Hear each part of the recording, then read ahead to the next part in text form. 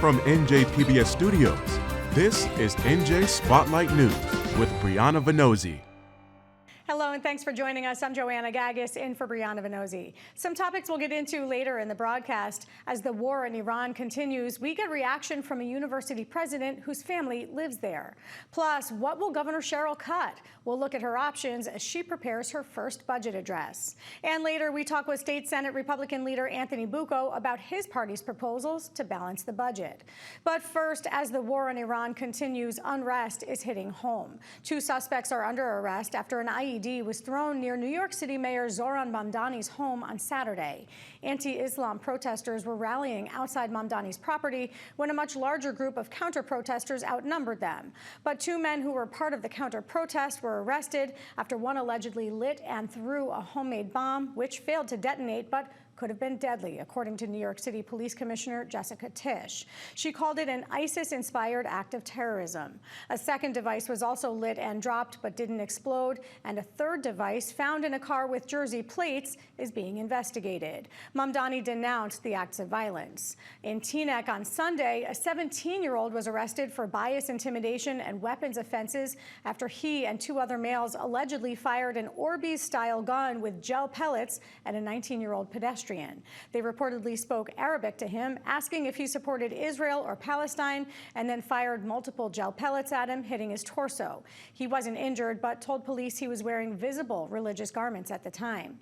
Since the Iran conflict started, New Jersey's Attorney General Jen Davenport has said that additional safety precautions are being taken around sensitive places, including houses of worship. And while all eyes are on the budget address tomorrow, there will also be several special elections for school districts around the state. Montclair residents are voting on a $17.6 million proposal that includes a combination of one-time and permanent tax levies to balance the school's budget deficit. Ho-Hocus is also voting to balance a $3 million shortfall. And several schools are seeking voter approval to make infrastructure improvements, the most costly in Mahwah, where residents will vote on a $138 million bond referendum. Norwood and Nutcong are also seeking approval to upgrade facilities. Each of those is under $10 million. Coming up, a preview of Governor Sherrill's first budget address and the cuts she may have to make. That's next. Major funding for NJ Spotlight News is provided in part by NJM Insurance Group, serving the insurance needs of residents and businesses for more than 100 years. New Jersey's finances will be in the spotlight tomorrow when Governor Mikie Sherrill delivers her first budget address. It's a big moment for the new governor, who said she's staring down a $3 billion structural deficit. Sherrill's already signaled she'll have to make some, quote, tough choices to rein in spending. So what programs could be on the chopping block? Here to provide some analysis is Brent Johnson, politics reporter for NJ.com. Brent, great to have you with us. You are down in the State House right now. I know you just heard from the governor. A lot we can't talk about yet. A lot is going to come out in the budget speech tomorrow. But just in terms of what Governor Sherrill is dealing with, what can you tell us are the biggest pressure points that she has to fund as she tries to balance the state budget? Yeah, well, she came out a few weeks ago and said that this is not going to be a fun budget. We're looking at a $3 billion budget deficit. This surplus will run out in a few years if they don't make some sort of serious changing and make serious cuts. So she already sounded the alarm on how big of a situation, big fiscal challenges the state is facing. So that's kind of, maybe she's tempering expectations a bit, but the sense is that cuts have to be made and some things have to change. Yeah, interestingly, too, Republicans keep saying that it's a $4 billion deficit, so there's some discrepancy there. They have been saying for years, though, that this deficit exists, structural deficit. There was a $58.8 billion budget that was signed by Governor Murphy in the last fiscal year. I just want to look at it kind of piece by piece. Public worker pensions made up $7.2 billion. That's something we're not hearing anymore. Any calls for those pension funds to not fully be funded. So you expect that to be a line item, yes? Yes, she's basically said, she told me a few months ago that she expects to make the full pension payment, that they can't backtrack on the progress that was made under Christie and Murphy on making full payments to the pension payment. Another $12 billion approximately goes to K-12 education. I think, is this, if you agree, going to be one of the areas where there's going to be the most difficulty in terms of how to create what feels like fair Certainly a school funding formula, but Governor Murphy broke from that formula in many ways with equalization aid kind of balancing out. You can't win by more than 6% and you can't lose by more than 3%, or maybe I have that reversed. Do you expect her to follow what's already been done? Do you expect her to chart a new course there? What do you think? She has already hinted that she would like to see some more changes to the school funding formula, which is about one of the most complicated, controversial issues facing lawmakers and the governor in Trenton. I do expect her to push for some changes, but she can't wholesale make them herself. She's probably going to have to negotiate with lawmakers to switch around something that's already been changed a lot in recent years. Yeah, and part of that is special education and how the state funds special education. And as you said, there is legislation that guides this. It's S2, which was developed after the court ordered that the state develop a plan. There was $700 million in add-ons last year, I think closer to $1 billion the year before. Do you expect this to be an area where she can enact some real change, where there are no more Christmas tree items or pork barrel spending, whatever terminology you like to use? She has already telegraphed this. I did an entrance interview with her in January, and she voluntarily said how upset she was with her fellow Democrats in the legislature and the former governor for adding these things on in lame duck at the end of last year. So I do expect her to come out and say we're putting an end to those kind of things, or at least that she's going to fight them, because she does need the legislature to agree to the budget in the end, because if they don't come to an agreement, it's likely the state government will shut down come July 1st. So there's probably going to be some hemming and hawing, but I do expect her to fight to try and change some of that added spending. She's going to need a good relationship with the legislative leadership. Assembly Speaker Coughlin fought long and hard to get his Stay NJ program onto the books. That was something he pushed Governor Murphy to do. This is a senior property tax rebate program. What do you think happens to Stay NJ, and could it impact, if she decides to cut it, could it impact her working relationship with the Assembly? That is a great question. I wrote about this week, about how is there this big battle brewing over Stay NJ. On the one hand, it's this property tax relief program that seniors just started getting checks on. On the other hand, it's very expensive, and even some Democratic advocates say that it's too costly for the state. I have had sources tell me that they do expect Cheryl to make some changes, some rollbacks, some cuts to the Stay NJ program, possibly the eligibility threshold. They say too many wealthy residents benefit from it, and maybe the amount of money that residents get in general. So I do expect her to push for some changes. The big question is, does Craig Coughlin, this is his baby, and he and Nick Scutari, the state Senate president, have a say over whether the budget gets passed at the end of June. Does this lead to some sort of standoff between Coughlin and Cheryl in her first year? And could we see a shutdown over something like this? That's something we're going to be watching out for in the coming months. Yeah, interestingly, the last few governors have had a standoff with the legislature at the start of their budget process. We saw that with Governor Murphy and then Senate President Steve Sweeney as well, and certainly Governor Christie and Senate President Sweeney. Anchor is another property tax rebate program here in the state that is very costly, $1.78 billion. Any talk of eligibility requirements changing there as well? I don't expect that, simply because it's a more broad-based property tax relief program. It affects not just seniors, but all homeowners and renters. And that's very popular. I can't imagine them taking away such a broad property tax break, but that remains to be seen. But I don't expect that. Have you heard anything more from legislators about some reforms to the budgeting process? I know that there are two different bills, one proposed by Democrats that would require that the budget sit for 14 days before it be voted on, and then another bill proposed by some Republicans that would create a June 1st deadline for any add-ons to the budget. That gives them essentially 30 days to really consider them and debate them in the legislature. Any word as to whether or not those bills are going to move forward or in a timely manner? I could definitely see some reforms happening this year. It's been numerous years in a row of not just Republicans complaining about spending and even some advocates complaining about that, but the process itself. They say that the budget is rushed through in the final weeks. There's not enough time for the public to comment, not enough time for everyone to see what's going on, and things get done in the dead of night, sometimes after midnight. So I do expect there at least to be some serious conversation about this. Cheryl hasn't really talked much about the budget process, but I could see her getting on board with trying. This is the time to do these things. You're coming into a new administration. You want to flex your muscle. Maybe it's time to make some changes. So we'll see how that plays out. And she continues to say that transparency and accountability are strongholds of her administration. Certainly one way to show that. Brent Johnson, politics reporter for NJ.com. Thanks for the analysis. Good to talk to you. Thank you for having me. And Republicans are waiting to hear what Governor Sherrill lays out and how it might be different than the last several years of spending that they've railed against. But for now, they're saying, we told you so, when it comes to the $3 billion deficit that the governor laid out recently. Joining us now is Senate Republican leader Anthony Bucco as part of our Under the Dome series. Senator, thanks so much for being with us. What are you hoping to hear or not hear from the governor tomorrow?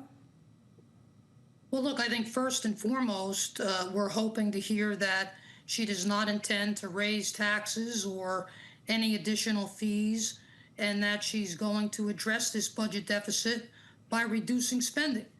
I think that that's critical here. Our residents are living paycheck to paycheck. The cost of living here in New Jersey is going through the roof, and people just can't take any more at this point.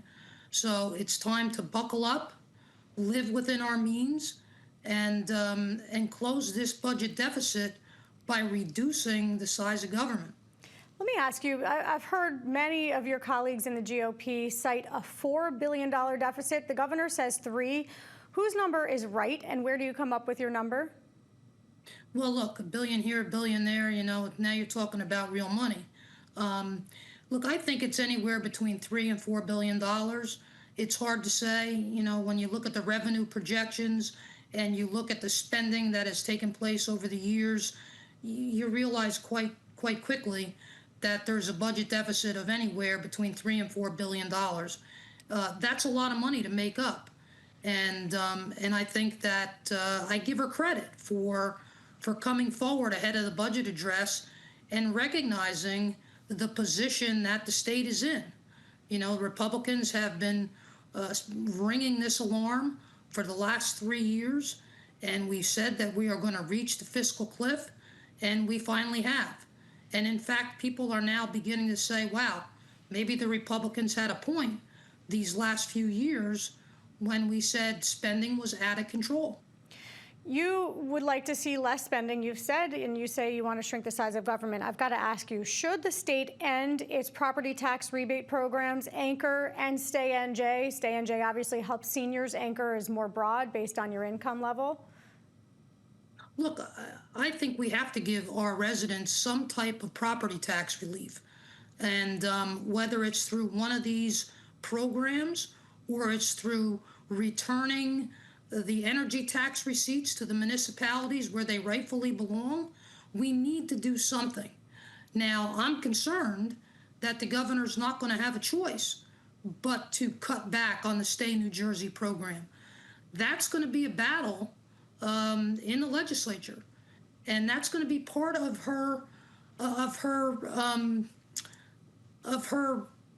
the difficulty she's going to have in getting this budget across the finish line. So where would you make the cuts? Because, and I assume that you'd like to see the state fully fund the pension, its pension obligation, yes? Yes, correct. Fully fund the school funding formula? The school funding formula needs to be changed. Right now, we're seeing school districts across the state that are facing huge budget deficits. Schools are closing, kids aren't getting the education they deserve. So those are part of the reforms that we've given to the governor already. Republicans have put these reforms up over the years, and if we had implemented them now, we wouldn't be in a position we're in. How would you reform the school funding formula? What changes specifically would you like to see there? Well, the school funding formula can't be built based on politics, and that's what's happened in the past. Money is going to places that no longer need it. Jersey City, Hoboken. Those places have to do with less because their tax revenues are more. Their income levels are higher. Jersey City's been on the losing end of that formula for a long time. We've been on the losing end of the formula in suburban districts forever. And that's part of the problem. You know, But how would you see reform it? How would you change it? Well, I think we have to look at each school district and we have to figure out a fair funding formula that gives those school districts the revenue that they need to provide a thorough and efficient education. For far too long, we've picked winners and losers. We have a school funding formula that is implemented, and then when a school here or there comes up short, we give them supplemental aid. That's got to stop. The funding formula should be fair across the board. And there's a number of municipalities now in the Highlands area that are having a double whammy. Not only are they seeing reduced funding because of the formula, but their tax revenues are decreasing because they can no longer build in those areas because and that's preserved create land. Additional revenues. Right, because those are preserved lands. Correct. You know, those municipalities have been a good steward of our water supply for the rest of the state, and they've sacrificed in order to do that. Now it's time for the state to reward them for that sacrifice and follow through on the Highlands Act and reimburse them for the revenue that they've lost over the years. Which, of course, could actually mean more state spending. With just a little bit of time that we have left, I want to ask, I know you're in opposition to a package of immigration bills that have worked their way through the legislature. They're still working through, let's say, but do you think that any limitations should exist here in New Jersey in terms of the way that local officials interact with federal immigration officials? And do you have any concerns with how ICE is carrying out operations here in New Jersey? Well, first and foremost, my opposition to these bills is the fact that it silos our local law enforcement agencies. It doesn't allow them to communicate with our federal partners, and that's a mistake. You know, and it's not just me that's saying that. It's our own law enforcement folks that are saying that. The State Chiefs of Police Association opposes the legislation. The PBA opposes the legislation. The FOP opposes the legislation. For those reasons, you know, we have spent millions of dollars and in training and programs for our local law enforcement on community policing. They should be able to communicate with the ICE agents when they are coming into a municipality. If that occurred, it is their opinion that the chaos would be reduced. And just very quickly, because we're out of time, but I just want to ask you, do you have any concerns with the way that ICE is operating here in New Jersey? Sure. I've seen instances where I think ICE has overstepped its bounds. And I've seen instances where additional training would probably have worked better for those officers, you know. And our own law enforcement officers say the same thing. But that's why community policing would eliminate that problem. If we want to make our streets more safe, allow our local law enforcement to be involved, and that's the result you'll see. All right, we've got to leave it there. Senate Republican leader Anthony Bucco, I appreciate your time today. Thank you. Under the Dome is made possible in part by the Corporation for Public Broadcasting, a private corporation funded by the American people. And a programming note, tomorrow we'll bring you live coverage of Governor Mikey Sherrill's first budget address beginning at 2 p.m. I'll have analysis here in the studio, as well as from our reporters at the State House, bringing you the latest on the governor's fiscal plan. You can watch it right here on NJPBS or on our NJ Spotlight News YouTube channel. For many Americans, there's a lot of uncertainty right now as the war between the U.S. and Iran intensifies and violence escalates across the Middle East, especially for Iranian Americans who fear for their family members overseas and remain wary of the possible backlash as this conflict continues. Rowan University President Ali Houshmand was born and raised in Iran and left his family before the revolution in 1979. He joins us now to share his deep concern for his family still in the region. Dr. Houshmand, thank you so much for taking a few minutes to talk to us. Tell us who right now is still in Iran from your family? My 9 brothers and sisters. I have 4 sisters and 5 brothers. They all live in Iran, and all of them are married. All of them have kids. I think between 2 to 4 depending on which one. But so there is a large number of family members. I think a total of more than 50 or so immediate family members. And then if you go beyond cousins and everything else, then you're talking about a much larger number. I know that you've been trying to get in touch with them since the bombing started. Have you been able to make contact? My sister called me and informed me that the rest of the family are safe. Some of the houses have been damaged because of the explosions and the windows were broken and everything, but they have left the city and the city of Tehran, and at least one sister and one brother. And I've gone to Caspian Sea, the safer place. That's where and that's where they could contact me. I'm sure it was excruciating just waiting to make that contact. What's been the impact of all of this on you, on your family? It's huge. It's really very, very frightening. You know, it's a kind of mixed feeling for a lot of us expatriates in here. Many of us, myself included, my family included, we do not support that government. We really do believe, I really do believe the Islamic Republic is a terrorist government, and it's a very violent and system that's intolerable not only for Iranians, but I would say for the rest of the world. So that's one feeling. On the other hand, that a lot of ordinary people, like those kids in the school, get killed, and it really breaks your heart. So it's a kind of mixed feeling for all of us. Nobody wants to see any innocent person from anywhere, whether it's American, whether it's Israelis or Iranians, whether they're from Middle East or from Persian Gulf countries. I don't want to see any one of them to be hurt. It's not what anybody wishes to see. But the government is different. They are really a very violent people, and I would love to see that they were gone and are replaced by a decent and responsible government that can really work with the rest of the world. That's what the Iranian people want. They want just an ordinary life. They want to educate their kids, and they want to live, and they want to work. They want to have contact with the rest of the world. They have admiration and respect for the rest of the world. They are not the kind of people who really are interested in that kind of violence. So you're really looking at this very small minority, I would say maximum 20% of the population, probably less than that are really part of this system, and they have taken the entire country hostage, and they have the guns, and they have absolutely no mercy, and they kill indiscriminately. I have to ask you about that, because we've seen interviews over the weekend from Iranian foreign officials who say that it's really propaganda. It's Western propaganda to say that Iranian people don't support their government. You say differently.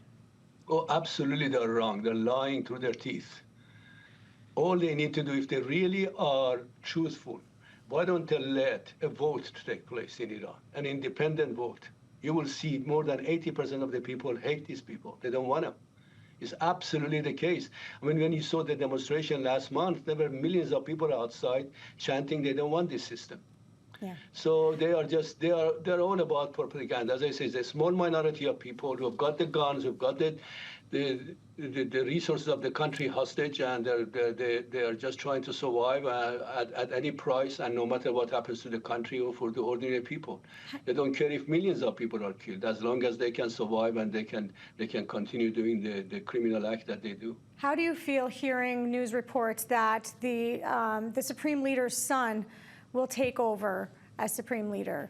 Do you think that there will be any difference in terms of what this looks and feels like? It's actually, he's much more vicious than his father was.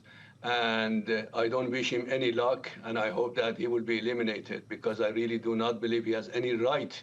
He doesn't have the credential. He's not even in the religious kind of world there. He's not even an Ayatollah. He doesn't have any credibility or credentials to be there. This is just a vicious father passing the power to the son after his death. So I don't believe that he has any chance. Quite honestly, the Iranian people don't want this individual.